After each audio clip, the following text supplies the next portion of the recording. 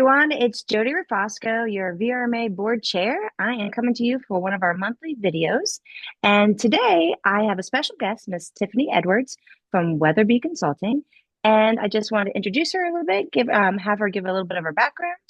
Hi, Tiffany, how are you? Hi, Jody. I'm really, really excited to be here. Well, thank you for joining us today. Will you tell us a little bit about your role as the Advocacy Task Force Chair and kind of maybe a little bit of your history as far as it goes with advocacy and vacation rentals? Sure. So I grew up in the vacation rental industry. My mom, we actually celebrated 40 years in business last night. So It's amazing. Congrats. recovering from that very lively celebration and party. But I grew up in a pack and play behind the front desk, made my way through the laundry, checking in people, rental manager, assistant, all of those lines. And during high school and college, when I worked back in the summer for her, I decided this was not the role that I wanted to go into and was always called into politics. So worked as a lobbyist for several years, worked for some legislators and special election campaigns and consulting.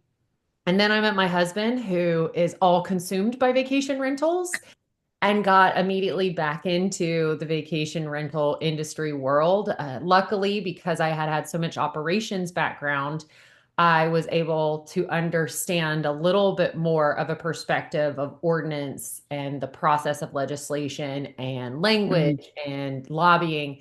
And so it's been a unique kind of journey to what's led me here.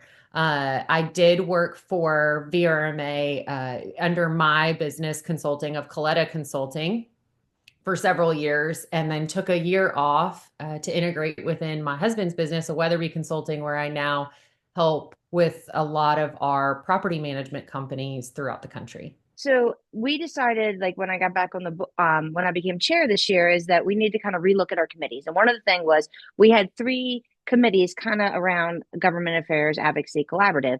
So we kind of rebooted and took apart all three committees, and we formed a task force. And it was we had you as chair. I was really happy that you came back to help. Can you tell us a little bit about your what you did as chair and kind of what the task force was for? Yeah, absolutely. So when Jody calls you, for anyone listening, if you see her name on the phone and she asks you to do something, you just never say no. So I got that call of would I be interested in helping chair? And the answer is always yes when Jody calls, because she's a go-getter. And I think many of your listeners probably know that and see that in the work that you've been able to accomplish.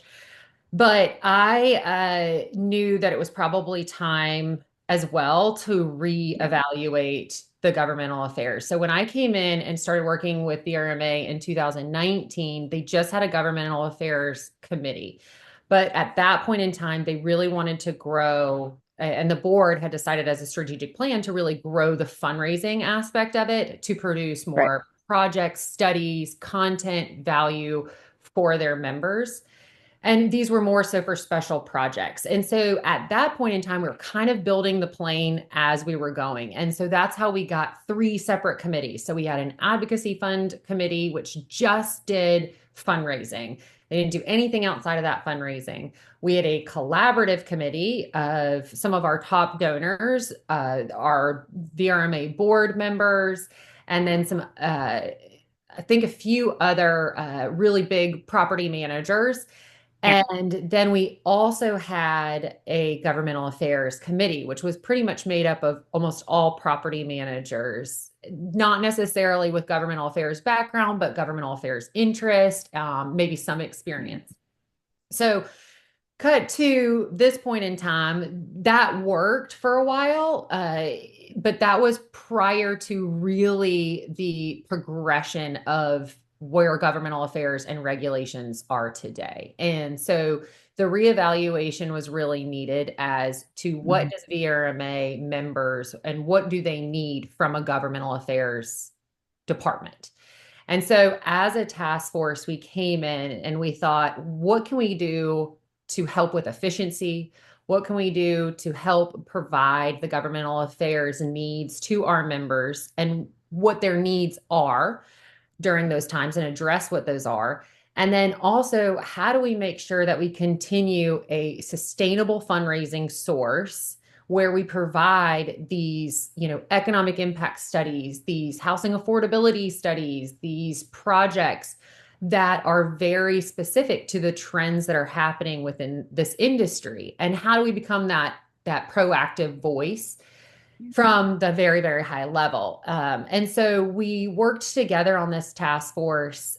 Jodi, you helped kind of put everyone together. We Mhm. had individuals who have really had their pulse on the legislative game for quite some time. Scott Leggett, Rolf, Blizzard. We had Miller, who had been a former fundraising chair, because we needed to understand that component and those needs. And then Doug Brindley, who's been instrumental in a lot of legislation in North Carolina. So we came together as a group over several months to reevaluate those needs.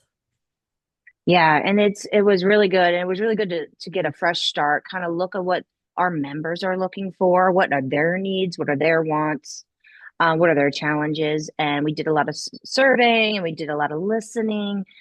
So it was a really good exercise to do. And the board, kind of what we were looking for as we build the Governmental Affairs Council, we were looking for a board that represented and reflected our membership. So your property managers, your suppliers, your hosts, and so forth. So we really wanted to have a group that came together and had some governmental affairs background, like that kind of understood like what's going on and what's in play in this industry now. And we just started that group, right? That council Yeah, so just the launched. Yeah, so the task force made several recommendations. Mhm. And so one of that was to consolidate these three groups essentially into one council. And so Yeah. the Governmental Affairs Committee previously was open to all members, but as we looked at some of the other associations throughout the country, a lot of their governmental affairs committees are really specific to governmental affairs background. So we wanted to make sure that those individuals were represented. We also wanted to make sure that for state alliances or these very large alliances, that those directors were also a part of the conversation. Yeah. Those individuals have a lot of influence, but they are working towards ordinances. They're working towards legislation. They are really in the thick of it, and we want to make sure that we are a unified voice in addressing some of these issues. So we made sure we had that. And to your point, Jodi, first and foremost, we've got to make sure that our members are accurately represented, Yeah. which we made sure of. So the process now is that it's a council of 15 people. They are names that are nominated to the board based on these, criteria of past governmental affairs or current governmental affairs work and experience. And they're put in front of the board, and the board then approves, and they stay in for a year. So it's a year-long commitment, and they are charged with several things that we haven't had previously. So Yeah. one of them is that they will help decide where money is spent. Mhm. But that has to follow the board's one strategic plan. And after a Yep. full review of what our legislative trends are, we did find from those surveys that VRMA members are they're very responsive to data, to no one's, real surprise there. Yeah. But making sure that we have a pulse on what's trending proactively, and putting out that data for our members. And so the council will help direct a lot of that. And then one other thing that they'll be doing is that they have to set their goals, present that to the board, and then at the end of the year, they have to do a full review of what goals were Yeah. met and why, and a breakdown that we can share with our, not only the board, but with our members. Yeah. Well, talk to me, Tiffany. What are some of the major regulatory challenges the council is aimed to identify and Yeah. to address? Well, and so it's always, kind of changing, but we stay similar on themes. I think housing Yeah. affordability is here to stay Yep. for a while. I think that we're going to continue to have to be really proactive in our talking points and communication and the data that we represent there.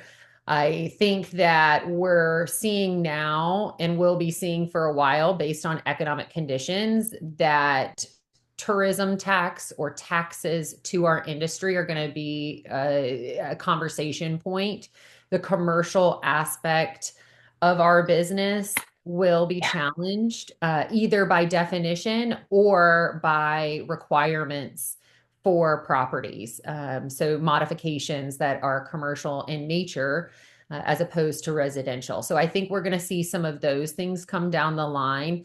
The important part, and we've had our first meeting, but the important part for the council is how do we, knowing those trends are there, how do we address those trends where we can have talking points and data that can be useful to all of our members? How can we pick locations that are really trending locations where we can help and assist and use those as examples for the rest of our members? And so that's what we're really going to try to focus on at this point in time. We'll also continue to do economic impact studies. Those are vital. You'll always have elected officials who don't necessarily care about what the value is, but being able for our members to have that information and to learn how we share that, it is really important. And that's something that VRMA, it will always be a member benefit to have that information. So, Tiffany, tell me, VRMA members, how can they support the advocacy efforts? Like, what can they do? That's even better question. So, one is, continue your membership.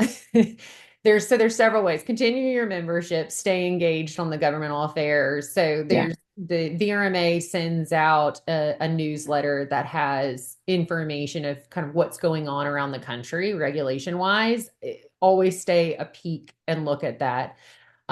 You can always attend any of the type of advocacy sessions and webinars. I think those are really important. If you yourself have experience like to share, I would suggest you getting in touch with the governmental affairs staff members. So, making sure that they know that you have this experience.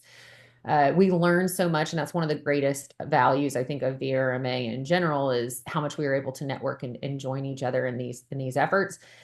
And I'll always say this: donation, donation, donation.